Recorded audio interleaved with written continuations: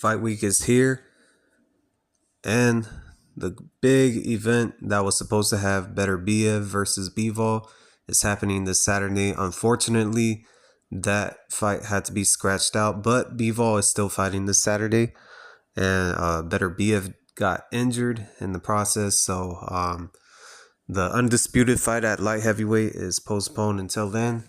So Wilder versus Zhang got moved up to the main event. But first, I want to talk about the co-main event now that it's the co-main event, which is Daniel Dubois versus Filip Hrgovic. And I've been watching these fighters for years. Daniel Dubois has definitely came off some losses, and Hrgovic has had one scare throughout his career, which is against Zhang, of course. Personally, I thought he won that fight. And Daniel Dubois, obviously, we remember the Joe Joyce fight. He didn't look too good at all in that fight. He was getting out jabbed by Joe Joyce the whole entire time. And everybody knows that Joe Joyce isn't really the Flash. He's not really the fastest guy in the world. And Daniel Dubois had no answer for that. And then eventually he faced Alexander Usyk in that fight where he gave Usyk a body shot that is still debated to this day on whether it was too low or not. And Usyk went to the floor for at least like a minute or so, probably a lot more than that. It's been a while since I watched the fight. So either ways, Dubois couldn't really capitalize on that, even if he did hurt Usyk. And Usyk was able to stop Daniel Dubois. And as for this fight right here, obviously, of course, I forgot to mention, and I need to mention that Dubois beat Miller, gave Miller his first loss of his career, even though Miller wasn't really that good in the first place, But he was a guy that was mentioned in fights with Anthony Joshua in the past, of course. But I want to talk about this fight specifically. Daniel Dubois versus Filip Hrgovic. Get straight into the details.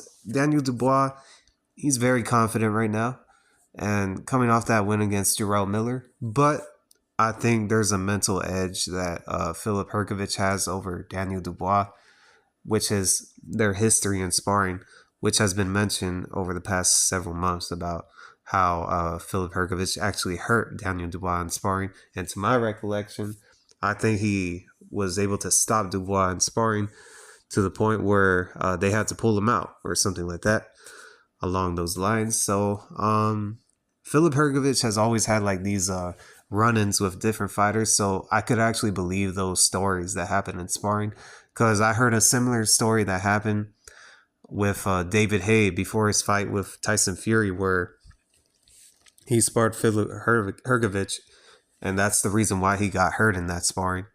Well, that's the reason why he got hurt before the Fury fight. But either ways, I think that's going to play a whole entire factor in this fight, especially when they're both jabbing each other. I could see it starting out with Daniel Dubois trying to be the guy that's going to be the jabber the whole fight, but he's going to realize that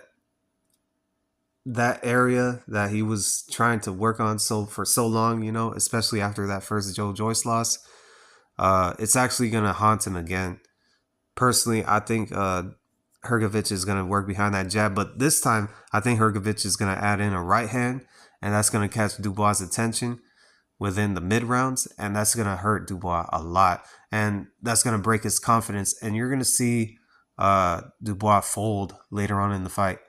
Even though Dubois has improved, I still think that there's a little bit of a mental lapse that he has where it could be exploited by Hrgovic, just because Hrgovic is like that big brother type of deal where the fighter has like a history over them, kind of very similar to when Beterbiev beat Alexander Gvozdyk, where Beterbiev has that edge over Gvozdyk because he beat him so many times, both in in the amateurs and once in the professionals, and probably some sparrings. I don't know if they had sparrings before, but I think Hrgovic is going to be the guy that is going to bully Daniel Dubois once he gets him to fold in that manner, where Dubois is going to think, I think he's going to check out mentally.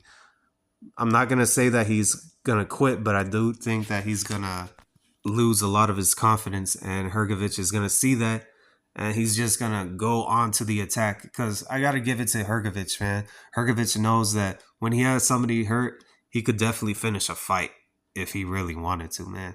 So Hrgovic has that meanness to him. Obviously, you could see it in his demeanor. Like, this guy has a scowl on his face every single time that I even see him, man. Like, even when he's smiling, this guy's still looking mean mugging you naturally, without any type of bad intentions whatsoever, you know?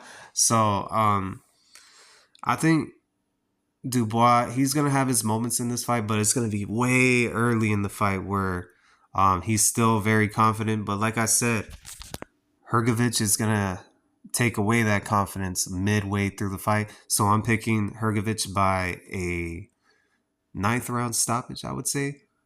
And I think it's going to be a right hand that knocks down Daniel Dubois, and the referee stops it. He doesn't quit. I don't think Dubois is going to quit in this fight, but I do think he's going to get stopped from the referee by waving it off.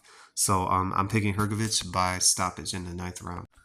Let me know who y'all think is going to win in the comment section. Do you think this fight is going to go the full 12? Not too many people think it's going to go the full distance. So just let me know like who you're picking in this fight, man, because that's very interesting to know if somebody's picking this fight to go to full 12 rounds, because these guys are real big heavyweights and both are knockout artists. So yeah, either ways, let me know in the comment section. I'm out. Peace.